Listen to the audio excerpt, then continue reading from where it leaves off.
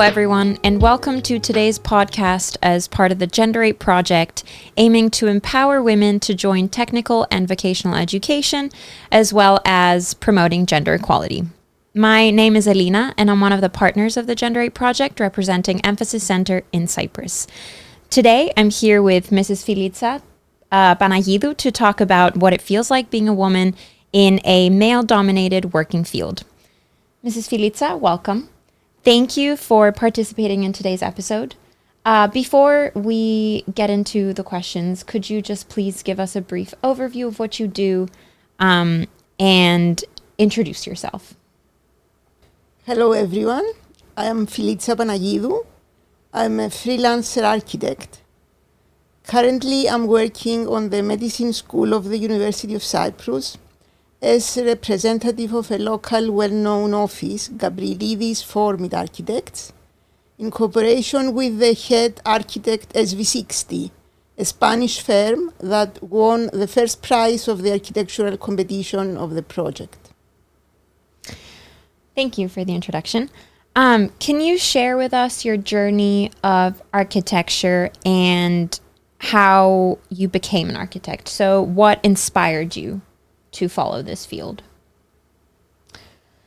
As a student, I liked maths, science, but also art. Although I didn't know a lot about architecture, I thought that in this field I could combine all these preferences, and that is why I chose architecture. I studied at the National Technical University of Athens, which was a wonderful experience. Nice.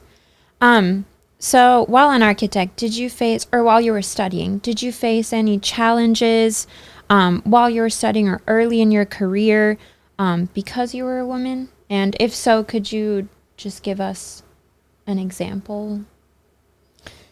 As a university student, I had a lot of women in my class, so I didn't feel any gender and discrimination. Mm-hmm. But when I came back to Cyprus as a young, unexperienced woman in architecture, things were different. Mm-hmm. Even if it was easy for me to find a job as a designer, I had to convince the clients to trust me or my employer to assign me with responsibilities and important projects. Mm-hmm. In addition, one of my first impressions, which was quite shocking for me, was that my boss was a bit afraid to leave me alone attending meetings with important clients because he thought that I may say something silly, causing to lose them. Mm-hmm. I really tried to persuade him that this was really time-consuming because I was the only working on the project, so I was the one with the questions and distant answers, ideas, and options to give to the clients. Okay. Interesting. So obviously it's no secret that architecture is a more male-dominated field. So how did you navigate through as a woman? In the first years as an employee, I was working only in design teams in the office, and I had no experience with site visits or supervision of a project. The technical engineers who were responsible for the construction phases of buildings were only males. Mm-hmm.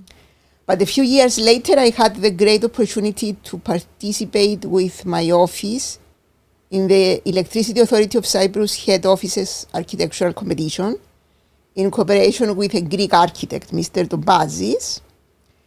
When we won the competition, I had the opportunity to accompany my boss and attend meetings with clients and started cooperate with consultants, civil engineer, mechanical engineer, electrical engineer, mm-hmm. quantity surveyor, who were 90% male-dominated working fields. Mm-hmm. The journey was really hard, but challenging too. Since the architect is the head of the design team, I knew that I had to convince them to prove that my thoughts could work And all these electrical and mechanical services or structure had to respect the architect's design, my design. I knew that I had to be good enough, capable to listen and learn from them in order to earn their respect. In the construction phase, the things were more difficult, as 95% of the field is male-dominated even now. During construction, I was not only an architect, but also the head of the project. Therefore, I had to manage the building contract. I had to take decisions, issue instructions, supervise the site and all the building works, as well as to be fair with everyone. The contractors, subcontractors, the client, the consultants had to respect my decisions. And it was indeed difficult, but exciting too. Good. So you kind of answered my next question, but I'm going to ask it anyway. How do you see things nowadays in the field? Are there more women, or do you think things are pretty much the same? The first years, the things were difficult, as the lot of men around me were cautious or suspicious. Today, I feel no inequality. Okay. In my recent project, not only me, but two other women, one from the head architect and one from the contractor, are in charge of the project, and we are working together very well. Okay.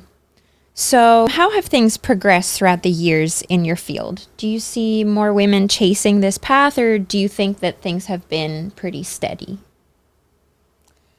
I feel that things have been changed today. As women in architecture, we have succeeded a lot in our field, and we have proved that we can do it, and sometimes better than men. But we have a long route yet to pass through, since there are still some stereotypes around this field. Okay.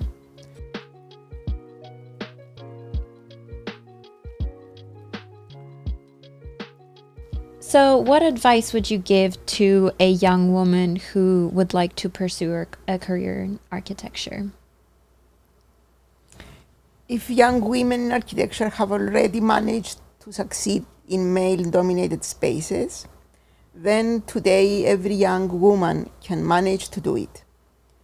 But it is important to keep in mind that she has to earn the respect and trust of the men of the team, such as consultants and contractors, since they still are more than women and they still think that they can do better.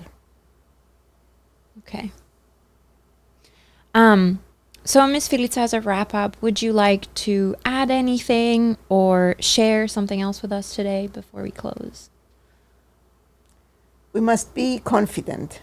If we are really good at what you do, you will succeed, even if you are the only woman in the field. And women can do it in a way that men sometimes cannot. Okay, that's a great closing. So that's a wrap for today's episode. So looking back, just as a wrap up, we've discussed some of the challenges that women face in a male-dominated field such as architecture, and ways to navigate through, ending with a very nice wish and thought from Mrs. Filica. Mrs. Filica, I would like to thank you again for participating in today's podcast and willing to share your experiences with us. And we're hopeful for change in the future. Bye, everyone.